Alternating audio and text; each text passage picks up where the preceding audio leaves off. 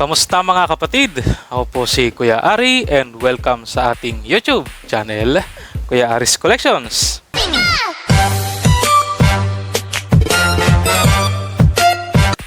In today's video, isa po muling collection box ang ating bubuksan.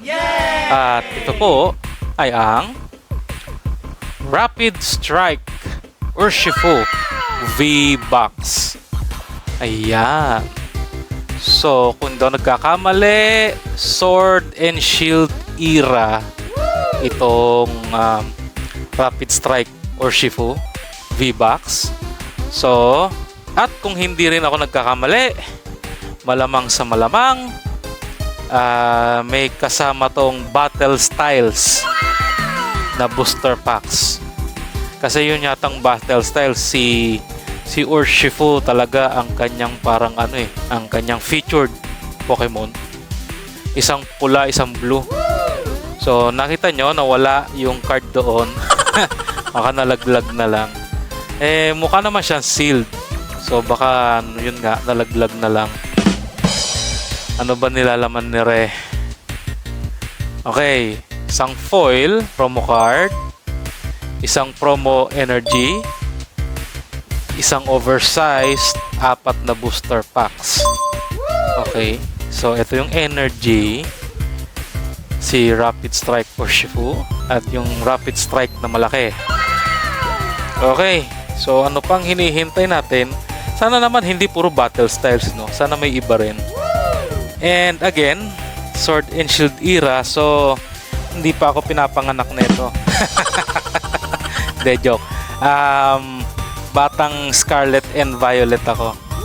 Kaya ang Sword and Shield hindi ko sa ulado, hindi ko gamay. So, again, dating gawin, kung makakita tayo ng kakaibang card, yung mga full art, maganda na yon. Diba? Di ko lang alam kung ano yung chase card sa kanila. Kasi ang dami ring set Ba't di ko mabuksan ng maayos to? Ayaw magpabukas. Yan. Okay? So, yun nga. Nagkandalaglagan na sa likod. O, yun, o. O, kaya, kompleto naman. 4 na boosters. So, tanggalin muna natin tong promo. Yan. Mukhang okay naman si Rapid Strike. At si Energy pala to. Oh, Rapid Strike. Walang jo. Rapid Strike Urshifu, Rapid Strike Energy. Ay. Ba't ganun? Ang pangit ng Edge. Ganun talaga. Maganda kaya value nito, prom card na to. Anyways, kaya hindi ko trip tong ganitong holofoil na parang flat na holofoil lang. Kasi prone sa edge. Whitening ba tawag doon? Hindi naman namumuti. Yung parang parang walang kulay yung edge. Kulay silver lang. Ang whitening kalimitan nakikita sa yan. Tulad dyan sa likod yan. Yan namumuti-muti na ganoon. Yan. Anyway, kunin na rin natin yan. Wala tayong magagawa dyan. Andyan na yan. Magbukas na tayo ng pack. Okay. Sun and... ba't may Sun and Moon? Teka. May naligaw na Sun and Moon, no? Di ko rin alam. O, diba? Puro sila Sword and Shield. Yan. Battle Styles, 2. Isang Darkness Ablaze. At isang Sun and Moon. Di ko alam. Error ba yun? Di ko alam. Pero minsan may binuksan tayong box na ang expectation ko Scarlet and Violet din, tapos may napahalong Lost Origin which is Sword and Shield. Anyways, okay na rin nga. Why not, diba? Sun and Moon, mas nauna to. Tama, mas nauna to kaysa sa Sword Shield. So, unahin muna natin yung Battle Styles. Alternate din kaya gawin natin, Battle Styles, Darkness Ablaze, Battle Styles, Sun and Moon.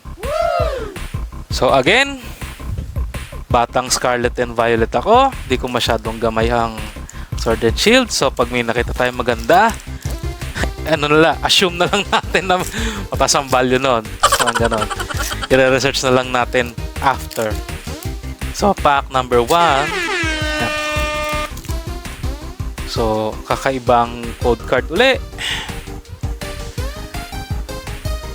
Si Baltoy, Timber, Corfish, Cacnea, Mawile, Ferrugly Reverse, Primeape, regular lang, no, hindi holo. Primeape, Energy, Dottler, Double Blade, and Pignite. Okay, Darkness Ablaze naman. Nakapo, ano ba naman pagbubukas aray, hindi marunong.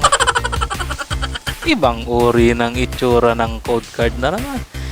Hindi ko malaman ngayon kung ano yung parang may bias. Kung may laman yun o wala. Anyways, Sinistea, Feebas, Passimian, Fletchling, Wimpod, Reverse Swanna, Arctozolt,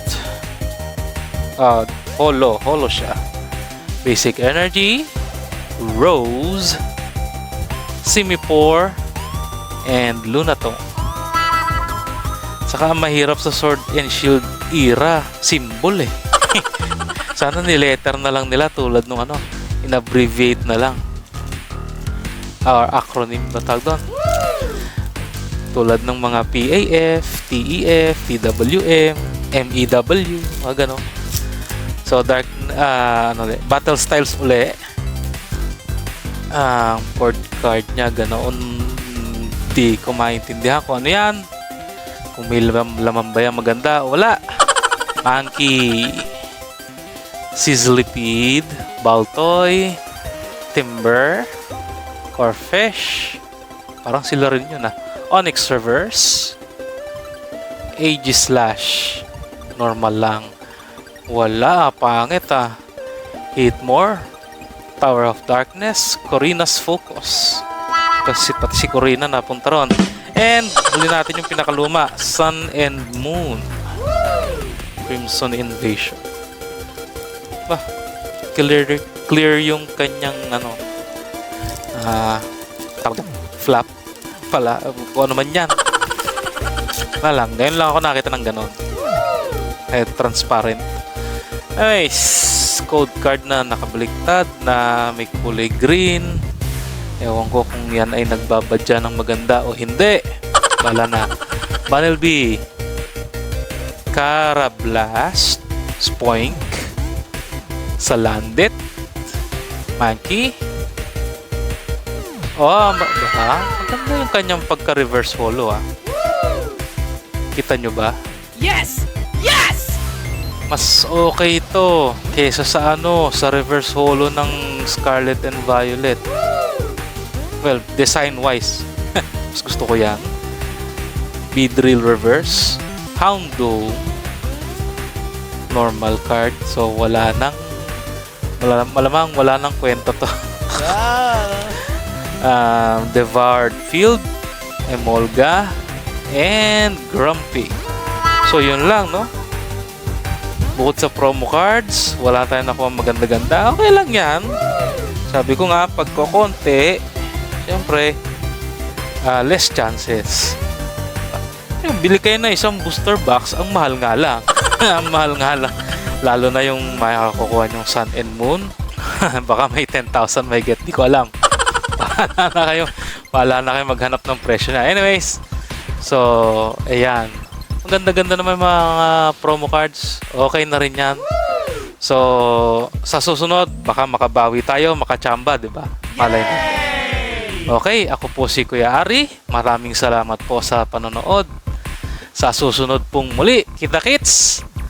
Please like, share, and subscribe. And as always, take care and God bless. Bye-bye!